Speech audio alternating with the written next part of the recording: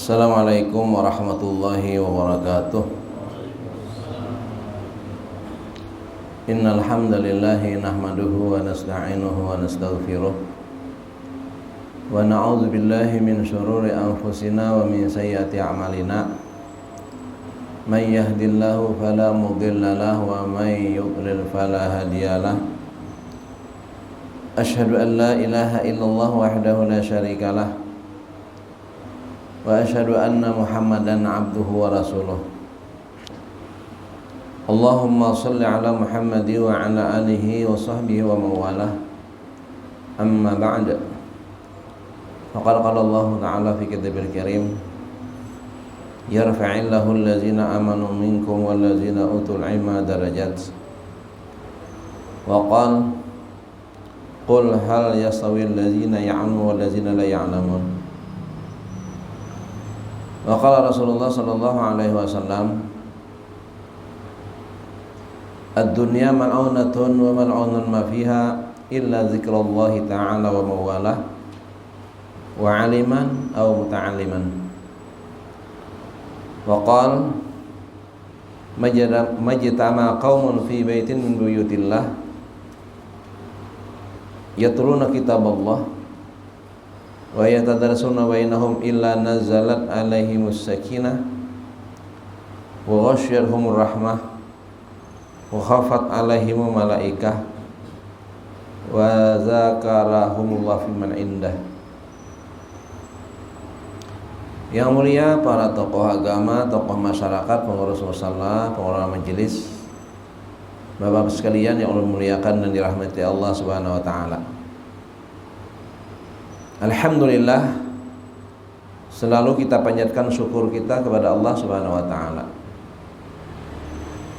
Kita diberikan oleh Allah anugerah nikmat sepanjang hidup kita sampai detik ini, sampai saat ini. Sewajar dan seharusnya kita bersyukur atas nikmat itu.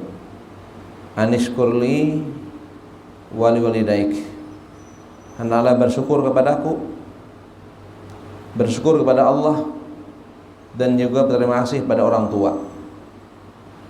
Orang tua asbab yang melahirkan kita, yang itu juga merupakan sumbernya dari Allah, dari kuasa Allah. Peran orang tua dari sebagian kecilnya yang Allah tetapkan untuk menghadirkan kita disuruh berterima kasih, kita disuruh bersyukur. Lebih-lebih Allah yang memberikan semuanya, selengkapnya, maka tentu kita tidak melupakan kebaikan Allah yang diberikan kepada kita dengan wujud syukur. Alhamdulillah. Salawat salam tercurahkan keharibaan junjungan Nabi kita Muhammad sallallahu alaihi wasallam. Hadirin sekalian yang Allah muliakan dan dirahmati Allah Subhanahu wa taala. Kesempatan pertemuan kita dalam majelis yang mulia ini yang merupakan awal ya pasca Ramadan. Walaupun agenda kita selama Ramadan juga tidak libur ya, namun itu kita anggap sebagai kajian khusus Ramadan. Sementara kajian kita di luar Ramadan adalah diantaranya yang sudah menjadi komitmen kita bersama adalah malam Rabu. Dan wabil khusus ulun malam Rabu yang sesuai tawaran yang diberikan pilihan kepada ulun, yang alhamdulillah malam ini bisa ya, pada malam Rabu ketiga di bulan Mei, tepatnya tanggal 16 Mei 2023, alhamdulillah. Nah, karena awal pertemuan kita pasca Ramadan, kita hanya ingin kembali mengingatkan dan memberikan penyemangat ya, atau motivasi tentang ilmu dan majelis ilmu. Ilmu dan majelis ilmu. Kita lihat dulu secara hukum. Hukum yang berdasarkan hadis nabawiyah, hadis Nabi sallallahu alaihi wasallam. di mana beliau bersabda, "Thalabul ilmi faridatun ala kulli muslim." Menuntut ilmu diwajibkan atas tiap-tiap mukmin, atas tiap-tiap muslim. Muslim itu include ya, muslimin, muslimat, muslim laki-laki dan muslim perempuan. Oleh Nabi ditetapkan menjadi satu kewajiban, dan ini pun diwujudkan Nabi dalam awal-awal dakwah Islam. Saat sembunyi-sembunyi di Mekah, Nabi kita setelah diangkat sebagai Nabi juga beliau menjadi seorang guru, murabbi, yang mendidik murid-muridnya adalah kalangan sahabat radhiyallahu anhum. Bagaimana hasil didikan Nabi ini ya, para sahabat yang dulu mengalami masa-masa kehidupan jahiliyah, namun dengan pengajaran dari Nabi menanamkan iman ya, tauhid, dan mengenalkan hukum hakam Allah Subhanahu wa taala, lihat mereka selamat. As-sabiquna al-awwaluna minal muhajirin wal ansar walladzina tabi'uhum bi ihsan radhiyallahu anhum wa radu'an ila akhirih. As-sabiqun al-awwalun, orang-orang yang mula-mula dalam Islam. Golongan apa? Muhajirin, yang hijrah pindah dari Mekah ke Madinah. Wal ansar, orang-orang ansar yang siap zahir batin, siap finansialnya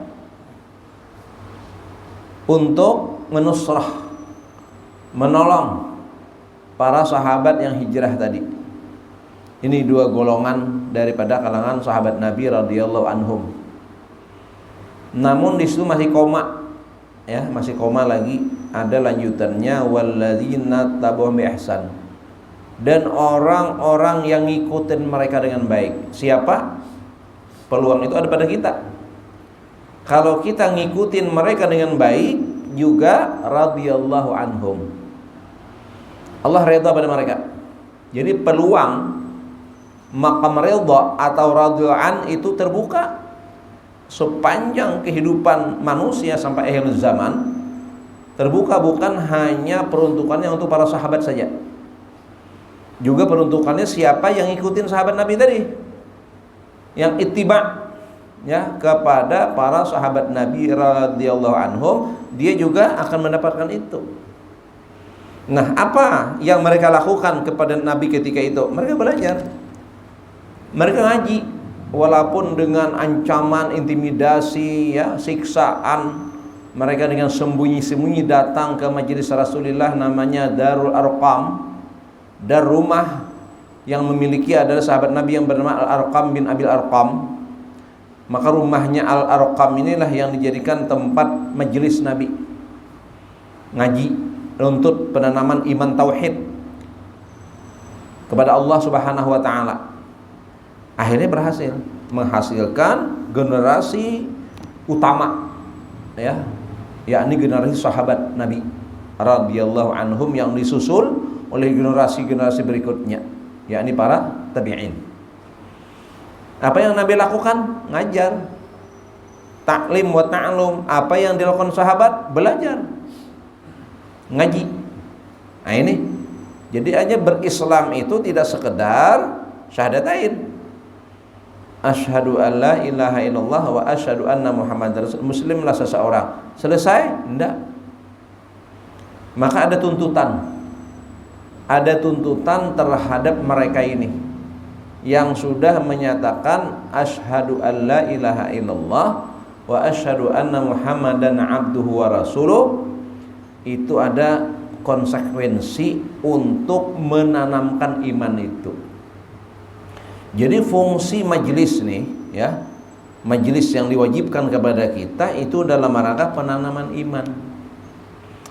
Kapan batasnya? Ya. Wajibnya tadi sampai kapan? Nah, minal mahdi ilal lahdi. Jadi belajar itu adalah dari buayan sampai liang lahat. The long life education. Nah, itu bahasanya. Jadi seumur hidup. Jadi kadada tamat lah. Nah, tapi orang kita nih ada sembahyang aja tamat lah. Nah,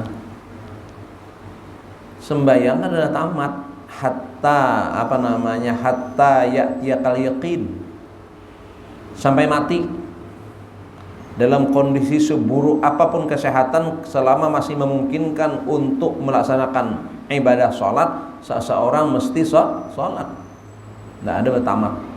Nah, maka sama ketika sebutannya minal mahdi lal lahdi, ya seumur hidup sampai mati belajar kita. Nah, ini menjadi satu kewajiban kepada kita. Apa yang dipelajari? Nah, jadi fungsi majelis ilmu, fungsi ketika kita belajar itu, pertama dia adalah sebagai tajdidul iman. Jadi majelis ini adalah tajdidul iman, pembaharuan iman. Nabi bersabda, jaddidu imanakum.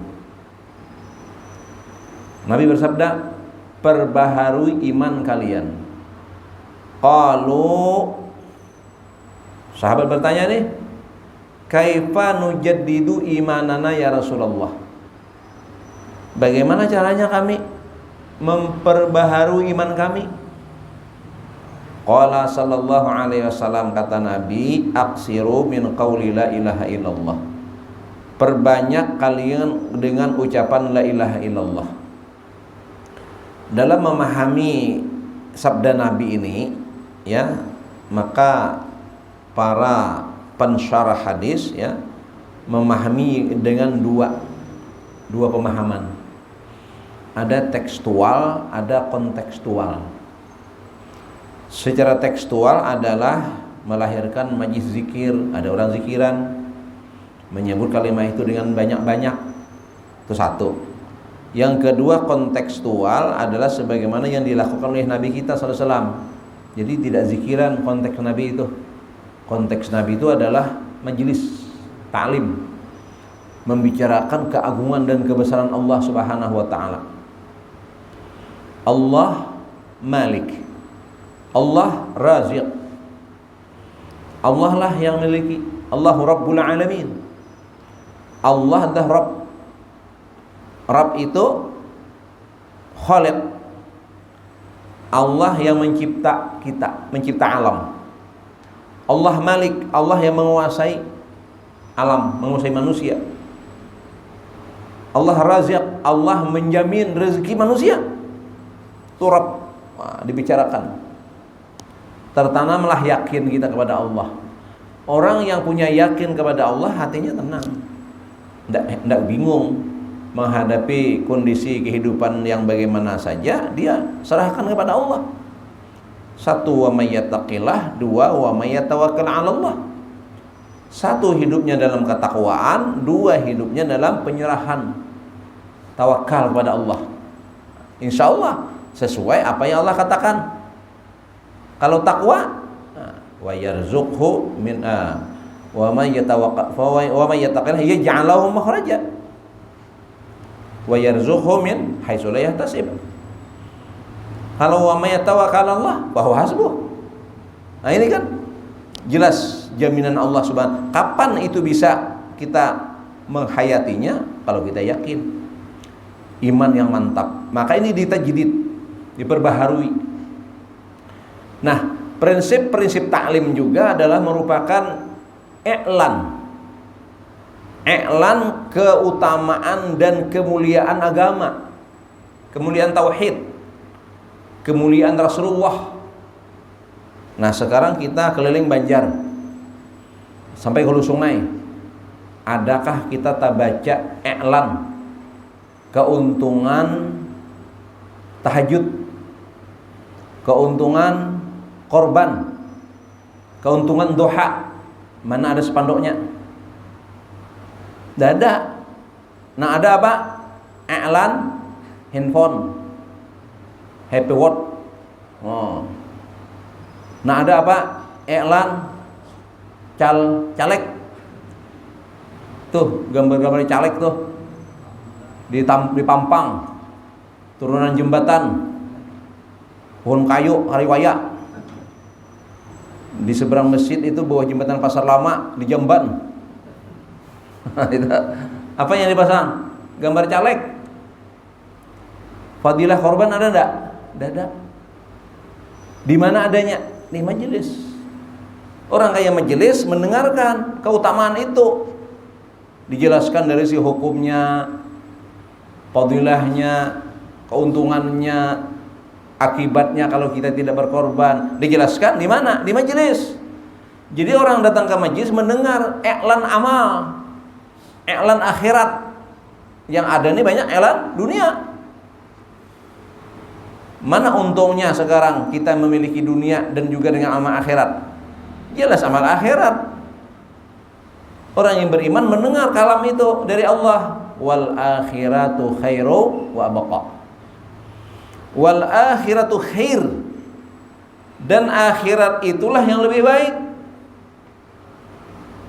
Lihat iklan sembahyang dari sini. As-salatu khairum minan naum. Nah, itu. Salat itu lebih baik daripada guring. Kenapa? Ini adalah azan di waktu subuh. Subuh tuh banyak orang guringan. Dipanggil lah bagi nang guring-guring nih. Salat lebih baik daripada tidur. Kenapa? Karena tidur itu merupakan yang terbaik dari sisi keduniaannya. Mau hidup kada wa tidur pian bah. Tahu rumah sakit. Kawa tidur itu waktu yang terbaik. Kenapa? Tidur itu mengembalikan tenaga yang sudah kita habiskan siang tadi, nah tenaga kita malam ini bawa guring, besok fresh, sehat. Yang membuat fresh, yang membuat sehat ternyata kalah dengan nilai ibadah sholat 2 rakaat waktu subuh. Berarti kalau tidur itu menguntungkan dengan banyak kebaikan, maka lebih untung mereka nang sholat. Lebih banyak nilai kebaikan dengan sholat. Itu iklannya. Dari mana itu? Di sini dikumandangkan. Ada di lain. Dijelaskan, dijabarkan dalam majelis seperti ini. Lalu orang semangat untuk sholat karena diiklankan. Nah, itu disampaikan apa fadilah salat duha, gimana kaifiat salat duha, dijelaskan di mana? Di majelis. Itu. Jadi fungsinya adalah dalam rangka mengiklankan syariat agama. Nah, lalu orang tertarik dengan agama. Sementara ketika agama tidak diiklankan, yang didengar hanya iklan dunia, orang lebih banyak tertarik dengan dunia. Bukan caleg tuh mau urus dunia aja tuh, unyuk-unyuk. Musim bulan puasa tadi. Nah, ulun ketahui itu kan, sibuk sidin jar. Bapak pasang baliho ke seluruh penjuru Kalsel. Kenapa? Calon DPD nang 4 orang itu nang akan tampil lagi tahun belakang ini itu adalah pilihan Kalsel. Maka gambar beliau itu pian mulai Banjar sampai ke Tanjung, mulai Banjar sampai ke Sangayam, sebelum Grogot sudah Kaltim. Nah, banyak itu maulah pun perbatasan Kalsel bang. Kada muncul kan orang kada milih di situ. Nah, setiap memasang tuh maulah nah tukang pasang, tukang jaga itu dijaga. Kalau kadang-kadang hilang saingan, bagaimana membuang enak anak buahnya disuruh. Nah ini nang culas lah itu pada tahu aja main taros. Padahal apa ada nilainya? Secepis, sekelumit dunia. Dan itu belum tentu menang, belum tentu dapat. Tapi kalau as-salatu pasti dapat. Nah itu diiklankan di sini. Ya ini kayak berkorban nih. Iklan korban di sini sampaikan fadilahnya, keutamaannya, selain hukumnya, Jadi taklim itu mengenalkan hukum dulu. Apa hukum berkorban? Nah, secara jumhuriyah, fatwa para ulama kita adalah sunnat muakkadah. Sunnat muakkadah. Sunat yang nilainya mendekati wajib, yang pahalanya di atas sunat biasa. Itu secara jumhur. Secara sebagian, misalnya dalam pandangan mazhab Abu Hanifah, itu wajib. Berkorban wajib di hari-hari nahar, di ayamun nahar itu wajib menurut mazhab Abu Hanifah, dengan syarat siapa yang wajib itu adalah mereka yang punya harta senisab zakat. Jadi kalau orang itu hartanya mencukupi untuk bayar zakat, sudah dibayarnya tadi kan? Sudah misalnya, atau akan datang. Tapi pas masuk ayamun nahar, hartanya itu perhitungan senisab zakat. Maka orang itu berdasarkan mazhab Abu Hanifah wajib menyembelih kepala keluarganya, walaupun seekor kambing. Nah itu wajib jadinya. Sementara secara umum adalah sunnat muakkadah. Nah maka kedudukan sunnat, apalagi sunat khusus, itu rugi kalau kadang kita mengambilnya. Nah umum itu kan kayak apa namanya, sunat umum itu kita sembelih berbagi, itu umum. Ini kadang nih waktunya ditetapkan, di luar itu tidak korban namanya. 1 Idul Adha plus 3 ayam tasyrik, inilah ayamun nahar. Untuk 10 Zulhijjah itu bisa dilakukan setelah salat Id. Kalau dilakukan sebelumnya kada masuk korban. Nah, ini kan berarti khusus nih. Berarti dia terkait dengan waktu. Dikerjakan di luar itu tuh tidak bernilai. Nah itu. Maka bisa kita laksanakan pada hari pertama ayamun nahar 10 Zulhijjah setelah salat Id. Nah ini kan perlu ilmu nih. Pernah di zaman sahabat Nabi itu disembelihnya sebelum salat Id. Sembelih kita nyaman karena menyiangi ibu sembayangan. Sembayangan lah, sembayangan kembali. Nabi melihat, apa ini sudah bersembelih? Sudah, tadi Rasulullah, jadi Nabi ganti. Ini tidak jatuh pada korban. Ini biasa aja. Kalau nak korban ganti. Yang niat korban ganti sembelih ini disembelih setelah sholat Id. Karena dalam sistemnya itu berdasarkan ayat Quran, fasalli li rabbika wanhar. Salat dulu baru sembelih. Nah itu tuh ilmu tuh. Ilmu. Nah termasuk nanti kalau salat Id Adha ini ya lebih awal salat Idnya, karena akan ada penyembelihan imbahnya tuh. Jadi jangan tapi ngelantur. Kalau Idul Fitri boleh agak diulur dikit, agak siang, karena menyempatkan orang bayar zakat fitrah dan makan-makan sarapan pagi. Itu Idul Fitri. Kalau ada jangan. Sunnah kada makan minum sebelum salat Id. Nah, ini bagi Idul Adha. Itu kita tidak tidak makan minum dulu, kada usah mengundang keluarga, makanan ke rumah dulu kayaknya imbah salat baru kita makanan. Itu sunnahnya. Nah, itu. Dan takbiran setelah salat Id masih berlaku sampai ayamun tasyrik. Itu Idul Adha. Idul Fitri selesai. Takbiratul ihram imam selesai takbiran. Wah, itu bedanya. Ada perbedaannya. Nah, ini pentingnya belajar, pentingnya berilmu. Idul Fitri tahun lalu lah. Ya, tahun lalu. Jadi keliling di kota Banjarmasin. Ternyata zuhur, singgah mampir di sebuah masjid. Selesai salat Id, selesai salat zuhur, bertakbiran imamnya. Nah, kita nih. Lalu ada nama nagur. Dah. Satabul nih kan. Ini jangan malahnya kada ada ilmunya nih kan. Imamnya dah. Lalu kita berangkat luar kota gitu kan, luar kota. Mampir di perjalanan asar. Ternyata takbiran pulang, imba asar tadi kita tagor. Tidak ada Idul Fitri ayam tasyrik. Stop, enggak ada takbiran lagi. Hah? Iya kah? Dulu kayak itu, dulu tuh salah berarti itu. Nang bujur tuh ada. Pulang kemalaman, maghrib, sembahyang satu tempat, takbiran pulang imamnya. Nah, jangan mau kamu nih kalau saya takur lagi yang biar sudah. Nah ini, nah itu berarti apa? Lebih ilmu. Nah itu kalau kita menangguh itu kan sudah. Makanya perlu belajar. Memang takbiran itu baik, tapi mungkin ada dalam waktunya.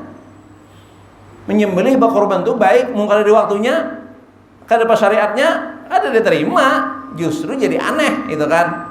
Nah maka disembelih di hari-hari nahar Idul Adha plus ayam tasyrik, 4 hari sampai maghrib di ayam tasyrik.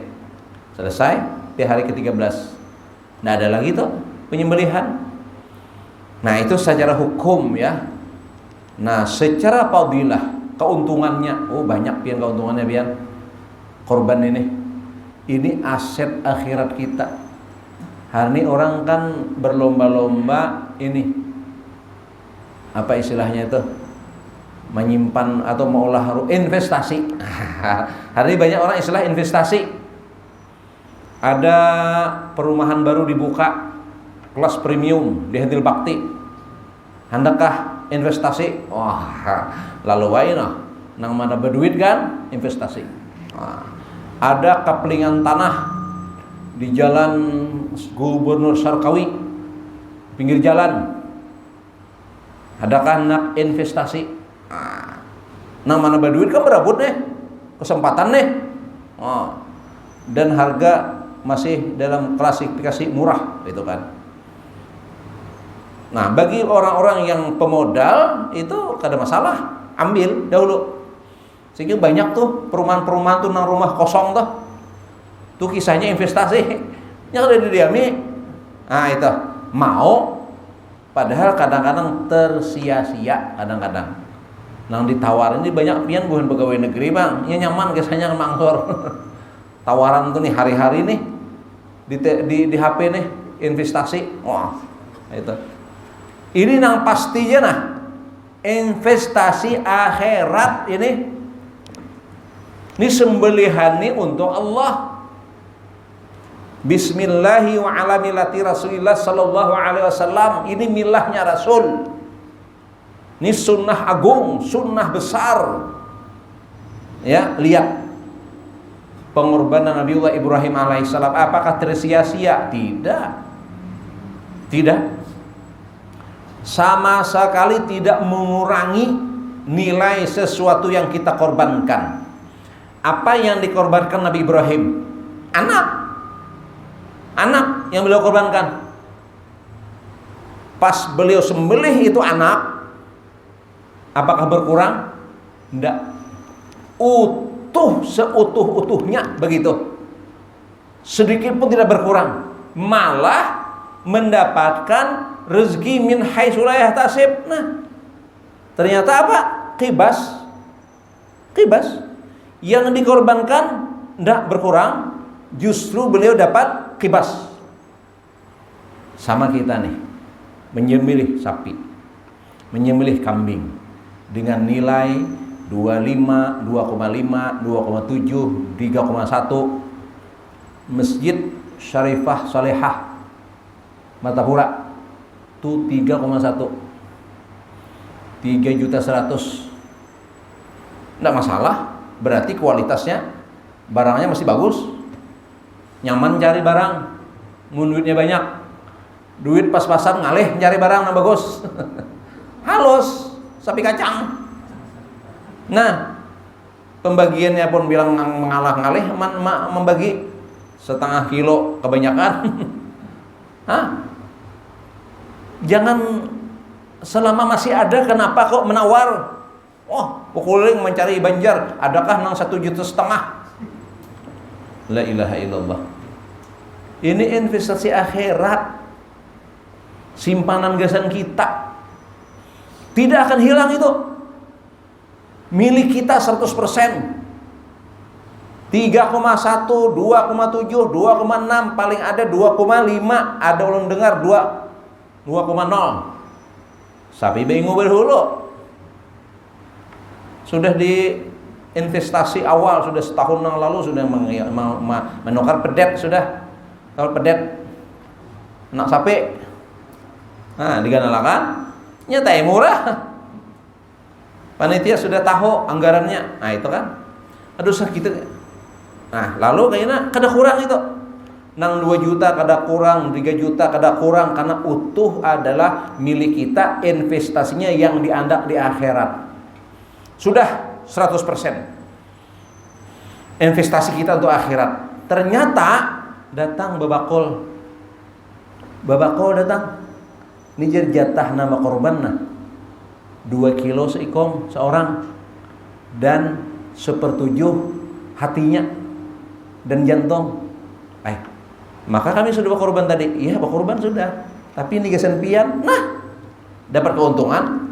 Dapat kupon putih 5 gasan keluarga pulang. Wah, dapat. Boleh kayak itu? Boleh. Memang begitu. Keuntungannya toh. Kada salah mengambil itu, memang begitu aturannya. Bahkan kalau yang maksimal itu 1/3 kan. 1/3 itu. Tapi kita kada sampai saat itu, kita kan itu kadang-kadang tahajud pian nambah korban nih. Ulun antari sebakol. Hah? Dapat kaya. Anu kami terima guru lejar. Itu gesen pian jar. Nah, pulang. Ayo. Ikhlasnya tuh sudah. Kami alhamdulillah jar ada aja sudah.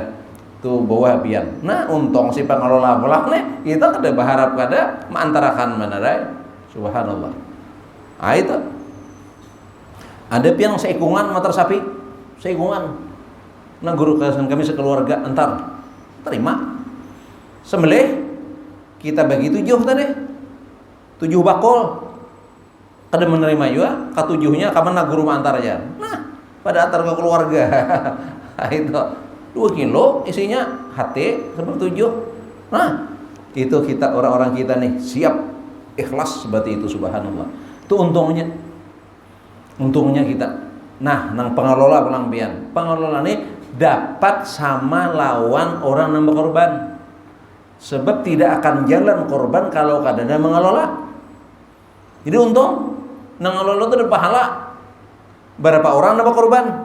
Kita ngelolanya selama mengelolanya amanah. Kada CLS culas. Itu. Nah, nang mustinya dagingnya itu 80 dalam anggaran, sekalinya cuma 60. Kenapa? Di tulangnya mereket masih. Kan bubuhan penggawi itu tulangnya dapat tulangan jan. Nah, tulangannya diisi daging mengarat. Pintar benar. Hati-hati itu. Kalau niatnya disengaja untuk culas seperti itu kada bernilai jadinya. Malah jadi masalah. Mengambil hak orang lain. Akhirnya panitia nang inti bingung. Kurang. Kuponnya masih ada, dagingnya habis. Nah, ini bahaya nih. Jangan sama sekali kita culas. Punya gawe dulu seikhlasnya. Enggak ada niatan apa. Kelola. Nanti panitia membagiakan aja, dapat kupon yang wajar kayak masyarakat umum dapat. Kayak tulangannya dibagiakan, misalnya kada ma'anu berdahulu tuh. Dulu pernah di zaman Nabi SAW seseorang yang mati syahid. Seseorang itu mati syahid. Nah itu. Artinya terbunuh dalam perang, ya, terbunuh dalam perang. Lalu sahabat nang lain ini tahniah nih, wah untungnya si anu, untungnya si anu, untungnya si fulan, dia mati syahid. Kata Nabi, la syahid. Dia tidak mati syahid. Sekarang rohnya di neraka. Oh, kenapa ya Rasulullah? Nah, dalam peperangan itu ada namanya ghanimah. Ghanimah. Ghanimah itu harta rampasan perang. Kita membunuh orang, musuh. Ada bekalnya berupa unta atau kuda. Senjatanya semua itu diserahkan ke Rasulullah. Ini Rasulullah nah. hasil rampasan ulun. Ini orangnya sudah mati, ini barangnya, nah. Itu namanya ghanimah. Ghanimah ini dikumpulkan, nanti dibagi oleh Rasulullah. Rasul membaginya. Ini kamu sekian ambil, ini kamu ambil, ini kamu ambil, selesai. Nah, ada nang saekong ini membunuh seseorang yang punya selimut mahal, selimut dari Yaman, mahal. Diambil puntanya berdahulu. Di puntanya, ini mau dijolong ke Nabi bisa kada dapat konen nih. Ambil berdahulu, maling mengambil harta ghanimah sebelum dibagi. Kada syahid, coba bayangkan. Jadi mengambil itu karena nang sudah dibagi. Jangan mengambil berdahulu sebelum dibagi. Mengambil sebelum dibagi itu culas ngarannya, itu maling ngarannya. Nah itu mengakibatkan orang kesusahan. Kesusahan itu apa? Panitia inti kena katiwasan orang. Padahal kan ada ambil. Nah itu. Nah kayaknya kalau sudah dibagi tuntas bagawi berataan. Nah itu. Lalu nani gesan pian nani ambil tulangnya dibagi sama-sama begitu kan, bijaksana aja tuh panitia membagiakan. Nah itu nah halal tuh, nang bawa ke rumah, nang diambil sebelum dibagi itu kada halal. Masuk berdahulu ke bakul, nah set sehimpel, kelak jangan masuk untungan. Ah ini bahaya. Itu jangan, harus berdasarkan kehalalan semuanya seperti itu. Nah ini petunjuknya lah. Jadi semua kita akan mendapatkan pahala besar. Dan ini syiar, mensyiarkan Islam. Kan Islam dituduh oleh orang-orang yang benci Islam. Islam ini teroris, kekerasan, tidak peduli. Nah justru kita buktikan dengan amal bilhal bahwa orang Islam itu siap berbagi. Dan daging korban boleh dibagi ke semuanya. Komplek ini ada berapa rumah, bagi semua. Non muslim bisa diberikan untuk daging korban. Itu orang kaya kasih. Itu. Jadi semuanya mendapatkan berkah karena daging korban itu adalah daging paling halal dan daging paling berkah serta daging paling fresh, paling segar. Kalau dinukar di pasar belum tentu. Itu biasa sembelihan sehari 2 hari pada sebelumnya. Kalau daging korban disembelih pagi, sore didapat sudah. Itu paling fresh daging korban. Insya Allah itu kalau kita memakannya berkah. Insya Allah kalau orang sugih nang pamalar lah makan daging korban ambil pamalar. Tersinggung dong. Hah? Tersinggung akan datang ada lagi kayak ini seorang diberi supan. Nah itu akan lahir itu karena keberkahannya tadi. Insya Allah seperti itu diberikan. Dulu pernah kejadian diceritakan di hadis itu ya. Seorang yang ingin bersedekah ikhlas, yang dikasih tangan kanan tidak diketui tangan kiri. Lalu dia bersedekah habis isya. Masuk ke satu kampung, kampung itu dia dalam informasi merupakan kantong orang miskin. Masuklah kawasan situ, dibagi ya, kantongan duit nih, Anda di pelataran, Anda di pelataran, Anda di pelataran gitu kan. Besok ribut, malam tadi ada yang membagi harta. Ternyata yang dapat orang sugih, Kalau yang miskin anak kuliah, ini sidin tak umpat tuh, Pak Haji tak umpat, gitu kan. Sudah, kada jadi ke situ. Ini tak salah nih, tak julungi orang sugih ini kita. Kampung sebelah pulang kayaknya. Kampung sebelah.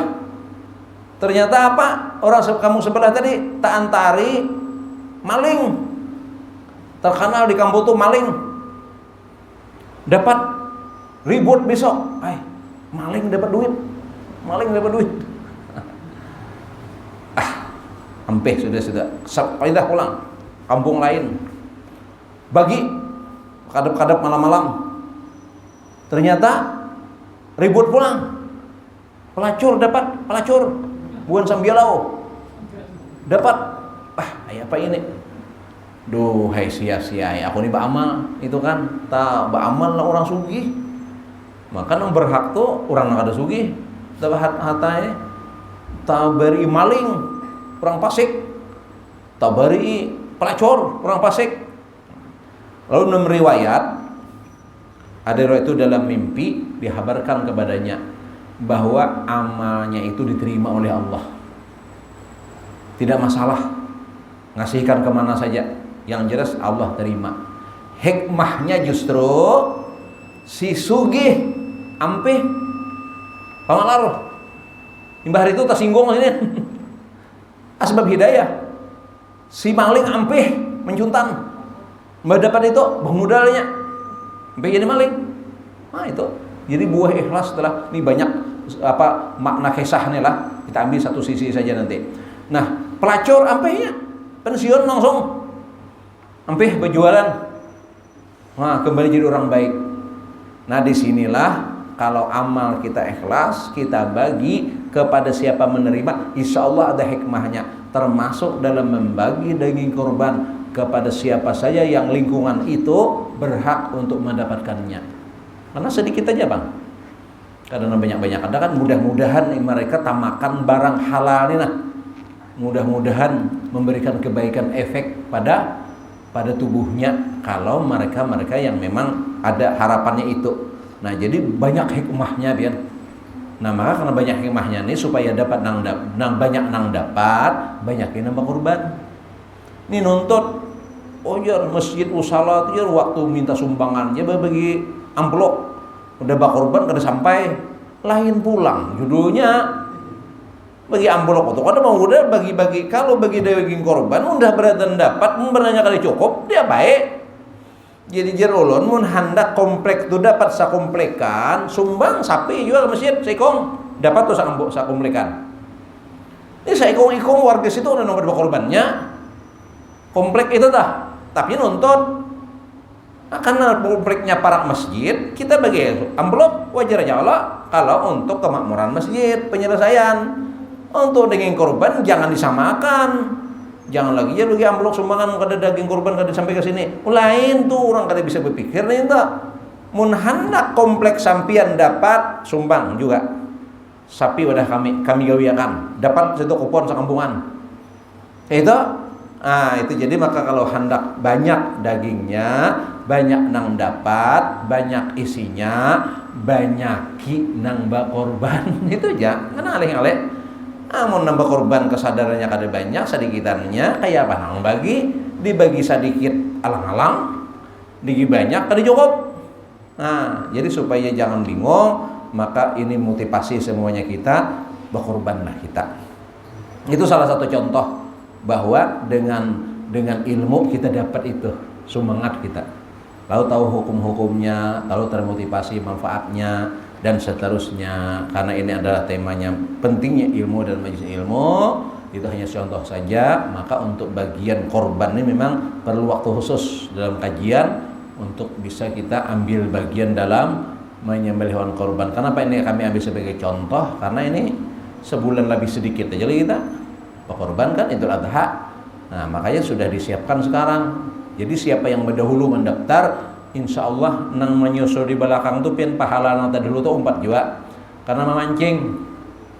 Ini mau kada dipancing kan kada semangat. Nah, sudah ada daftar nama. Oh, nang 4 aja nah. Nah, maka pian nang memancing ini dapat juga pahalanya di sisi Allah. Maka dia menunjukkan jalan berdahulu. Man sanna fil Islam sunnatan hasanah, kan tuh ada hadis dah. Siapa yang mengolah satu tradisi yang baik, dia dapat pahala, dan pahala orang yang mengikuti di belakangnya yang tidak mengurangi sedikit pun dari pahalanya tersebut. Itu dalam hadis Nabi seperti itu. Nah, cukup untuk kajian kita pada malam hari ini. Sekadar mengingatkan kembali satu hal yang penting kita jalani setiap waktu, setiap saat, setiap kesempatan adalah ta'lim wa ta'allum, agar kita menjadi orang yang mulia, terhormat di sisi Allah Subhanahu wa taala. Yarfa'illahu allazina amanu minkum wallazina utul ilma darajat. Subhanakallahumma wa bihamdika Asyhadu an la ilaha illa anta astaghfiruka wa atubu ilaik. Assalamualaikum warahmatullahi wabarakatuh.